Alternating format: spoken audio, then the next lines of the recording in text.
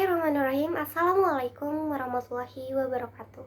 Halo semuanya, perkenalkan saya Tika Anita, mahasiswi Politeknik Manufaktur Bandung, jurusan Teknologi Rekayasa Otomasi dan Mekatronika.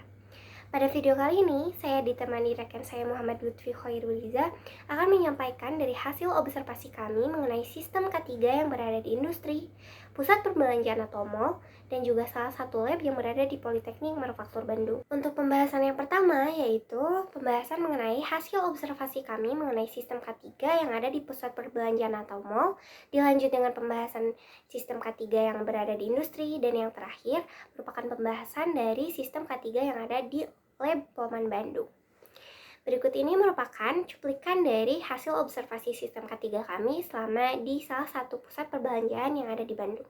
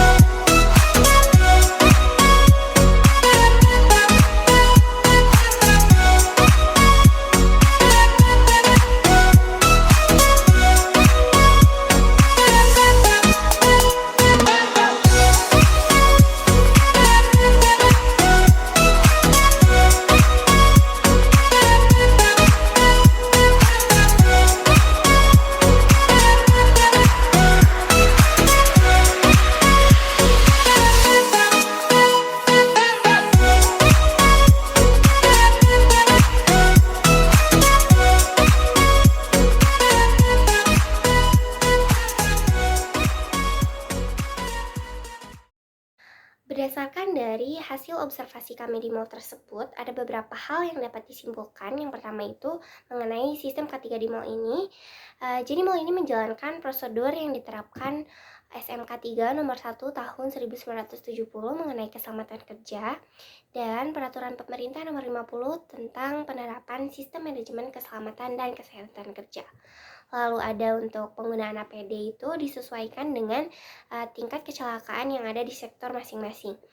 Contohnya di sektor fresh room itu menggunakan apron, penutup rambut, sepatu boots, masker, dan sarung tangan. Sedangkan untuk teknisi gedung, dia menggunakan safety shoes, pelindung mata, masker respirator, sarung tangan pelindung, rompi pelindung, sabuk keselamatan, dan juga pelindung telinga. Dan untuk pekerja atau pegawai lainnya, APD yang dikenakan menyesuaikan dengan sektor kerjanya masing-masing. Lalu selanjutnya mengenai pengelolaan limbah.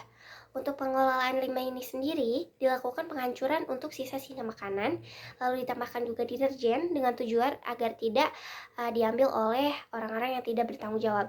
Selanjutnya, mall ini juga tidak menghasilkan limbah berbahaya atau B3. Dan untuk limbah-limbah lainnya itu mereka sudah menjalankan sesuai prosedur yang berlaku, yaitu menyerahkan limbah-limbah ke pihak yang lebih bertanggung jawab atau berwenang. Selanjutnya ada faktor bahaya karena di setiap tempat pasti memiliki faktor bahayanya masing-masing. Dalam mall ini ada beberapa faktor bahaya, yaitu yang pertama dari faktor biologi seperti jamur, virus, dan bakteri. Lalu faktor bahaya fisik seperti terjatuh, tersetrum, atau tertimpa alat atau mesin lainnya. Lalu selanjutnya ada faktor bahaya kimia seperti terkena bahan yang mengandung radioaktif dan mudah meledak. Lalu ada faktor bahaya sosial psikologis seperti pencurian, dan faktor bahaya biomekanik seperti gerakan berulang, postur kerja yang tidak sesuai, pengangkutan manual, dan lain sebagainya. Lalu selanjutnya matriks inden. Untuk matriks insiden ini sendiri disimpulkan berdasarkan dari hasil wawancara oleh pihak yang bertanggung jawab mengenai sistem K3 yang ada di mall tersebut. Dari hasil wawancara tersebut dapat disimpulkan bahwa dalam mall ini itu dalam setiap tahunnya pasti ada laporan kehilangan ataupun pencurian. Namun dari kasus-kasus ini tidak pernah ada kasus yang sampai mengancam keselamatan atau kesehatan kerja. Jadi digolongkan ke dalam keparahan yang cukup ringan.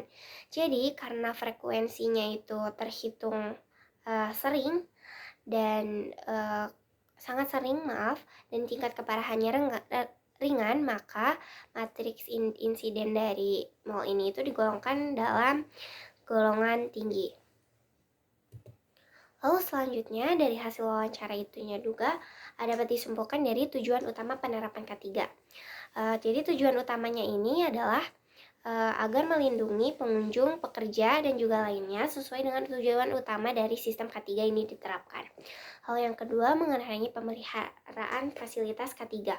Untuk pemeliharaan fasilitas K3 ini sudah disesuaikan dengan standar yang berlaku, yaitu penggunaan APD yang wajib dengan pemantauannya ketat, lalu penerapan atau diadakannya APAR setiap jarak 15 meter dengan penggantian setiap tanggal kadaluarsanya masing-masing, dan lain sebagainya. Lalu untuk pelatihan K3-nya ini dilakukan selama 3 bulan sekali, dan pastinya untuk pegawai baru dia pasti melakukan pelatihan K3.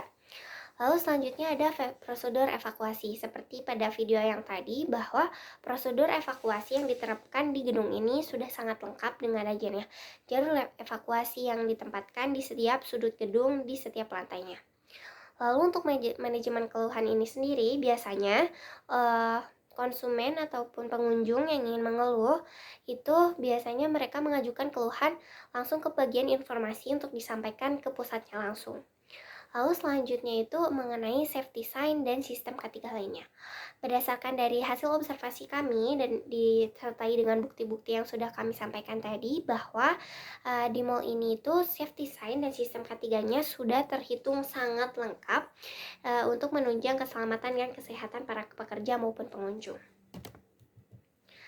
Jadi kesimpulannya itu, dari hasil analisis kami mengenai sistem K3 di mall ini dapat disimpulkan bahwa mall ini sudah dapat dengan sangat baik dalam menjalankan sistem K3 seperti pemantauan kualitas produk setiap harinya, sistem fire factor yang canggih, dan keamanan pengunjung.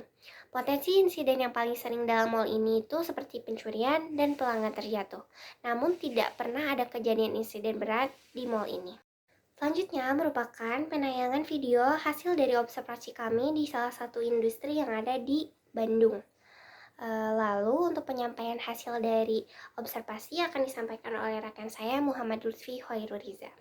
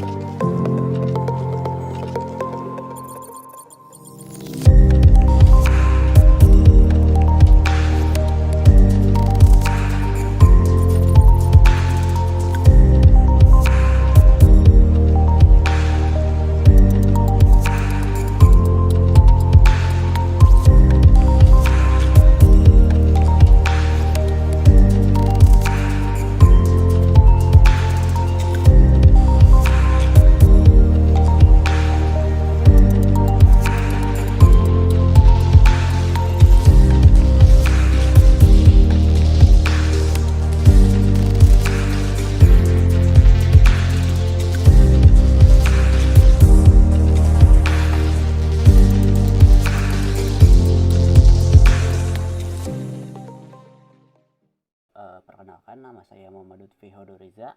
Di sini saya akan melakukan presentasi mengenai sistem industri K3 yang sudah dari industri yang sudah kita datangi. Baik, langsung saja. Yang pertama adalah bagaimana sistem K3 di industri ini. Menurut guide yang ditugaskan untuk mengantar kami,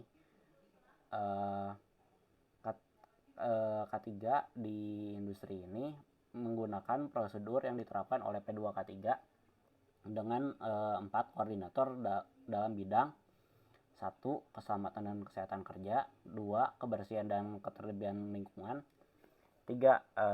Damkar, 4. Tanggap darurat. Lanjut, bagaimana kebijakan APD di perusahaan ini? Untuk kebijakan APD di perusahaan ini, karyawan wajib menggunakan APD pada sektor tertentu.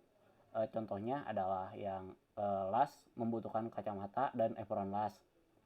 Lalu untuk pengecatan itu menggunakan full APD seperti alat respirator, apron, pelindung mata, dan sebagainya. Lanjut, bagaimana training mengenai K3 di perusahaan ini? Menurut guide yang ditugaskan mengantar kami, pelatihan dilakukan setiap 6 bulan sekali, dan training dilakukan berdasarkan prioritas pekerjaan. Seharusnya di sini ada sebuah grafik di mana 70% dari karyawan sudah di training, namun 30% dari karyawan belum di training. Pelatihan ini itu diwajibkan bagi karyawan baru, dan untuk karyawan lama itu dijatah sekitar 30% dari perwakilan karyawan. Lanjut, apakah di perusahaan ini pernah terjadi insiden terkait K3? Menurut guide yang ditugaskan untuk mengantar kami,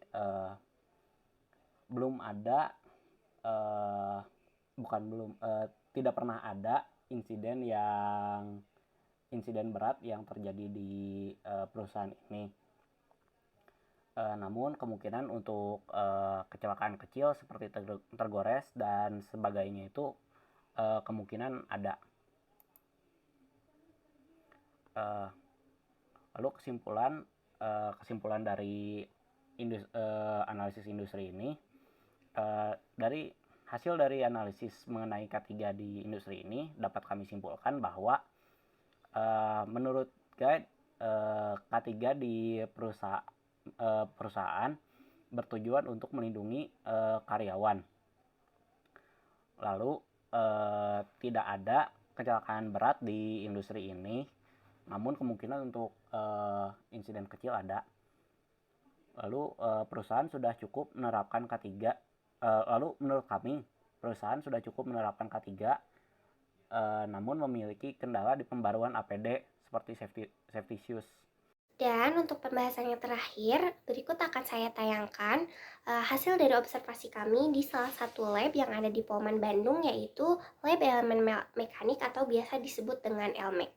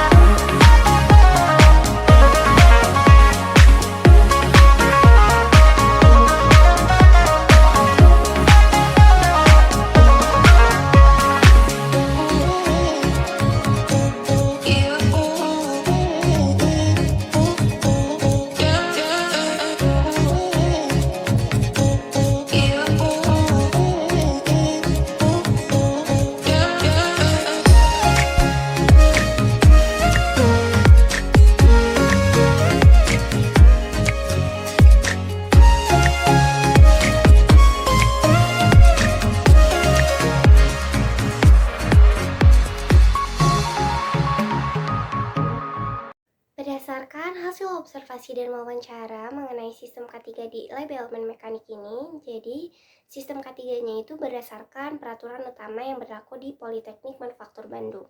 Lalu ditambah dengan hal-hal lain yang disesuaikan dengan kebutuhan lab. Lalu untuk tujuan utamanya itu untuk menjamin kesehatan serta keselamatan mahasiswa maupun pengguna lab lainnya. Lalu selanjutnya ada faktor bahaya. Yang pertama itu faktor bahaya biologi seperti jamur, virus, dan bakteri. Lalu faktor bahaya fisik seperti cahaya, suhu, mesin, alat, listrik, kebisingan, dan radiasi. Lalu faktor bahaya bahan dan material seperti bahan material beracun, reaktif, mudah terbakar, dan juga korosi. Lalu untuk faktor bahaya sosial psikologis sejauh ini belum ditemukan. Dan yang terakhir ada faktor bahaya biomekanik, yaitu seperti gerakan berulang, postur atau posisi kerja yang tidak sesuai, dan juga pengangkutan manual. Lalu berikutnya ada mengenai alat pelindung diri atau APD yang berlaku atau wajib dikenakan ketika kita menggunakan lab elemen mekanik ini. Yang pertama ada kacamata pelindung, lalu ada baju pelindung sesuai dengan standar POMA yang berlaku, dan safety shoes. Lalu untuk kebijakan penggunaan APD ini sendiri, biasanya sebelum memulai kegiatan praktikum, diadakan briefing guna untuk mengingatkan kembali wajibnya penggunaan APD. Lalu dengan mengawasi penggunaan APD dan memberikan sanksi bagi yang melanggar. Selanjutnya mengenai pengelolaan limbah. Untuk limbah sendiri di lab LMEC ini belum dikelola dengan cukup baik. Lalu sebenarnya untuk pembuangan limbah ini itu sudah dikategorikan, namun ketika proses pembuangannya itu masih tetap bercampur. Selanjutnya untuk pembuangan limbah seperti limbah B3 diserahkan ke pihak yang lebih berwenang sesuai dengan standar yang berlaku. Selanjutnya ada prosedur evakuasi. Untuk prosedur evakuasinya ini itu sudah secara umumnya mengikuti standar POMA yang sudah berlaku. Lalu untuk tambahannya itu biasanya untuk penanganan ketika terjadi kecelakaan kerja. Yang pertama itu kita pastikan memberikan penanganan pertolongan pertama kepada korban yang mengalami kecelakaan. Selanjutnya melakukan identifikasi dan pertimbangan resiko. Dan selanjutnya tindakan yang lebih lanjut. Lalu berikutnya mengenai respon keluhan. Dalam manajemen mengenai merespon keluhan dari pengguna lab ini biasanya ditulis dalam laporan mingguan ketika praktikum. Lalu berikutnya dilakukan tindak lanjut mengenai keluhan yang disampaikan. Untuk matrik insiden ini berdasarkan hasil wawancara. Jadi untuk kecelakaan kerja yang ada di sektor elemen mekanik ini itu dalam satu kali praktikum itu dalam satu pekan pasti pernah ada terjadi kecelakaan kerja. Namun untuk insidennya ini tergolong ringan dan sedang. Maka dari itu karena frekuensinya itu sangat sering dan keparahannya itu dari ringan menuju sedang, maka resiko kecelakaan yang ada di lab elemen mekanik ini tergolong tinggi. Kesimpulannya, laboratorium LMEC ini memiliki faktor bahaya dalam aspek biologi, fisik, mekanik, sosial psikologis, dan biomekanik. Meskipun telah diimplementasikan berdasarkan peraturan yang berlaku, terdapat beberapa aspek yang memerlukan perhatian lebih. Lalu selanjutnya mengenai pengelolaan limbah masih belum optimal dengan pembuangan limbah yang bercampur kecuali limbah P3 yang sudah sesuai dengan kebijakan umum. Lalu untuk insiden-insiden kecelakaan, meskipun sebagian besar ringan, namun hal ini sering terjadi terutama pada mahasiswa baru yang belum terbiasa dengan alat-alat yang baru. Lalu yang terakhir itu diperlukannya peningkatan kesadaran akan penggunaan alat pelindung diri atau PPD dan penanganan limbah serta perhatian khusus terhadap mahasiswa baru. Evaluasinya dan perbaikan berkelanjutan diperlakukan untuk memastikan keselamatan dan kesehatan pengguna laboratorium. Berdasarkan hasil observasi dari 3 tempat yang berbeda, yaitu industri, pusat perbelanjaan, dan lab di Polman Bandung, secara keseluruhan, 3 tempat tersebut memiliki sistem MEK3 yang sama saja, yaitu mengikuti peraturan umum yang berlaku seperti SMK3 nomor 1 tahun 1970 mengenai kesehatan dan keselamatan kerja.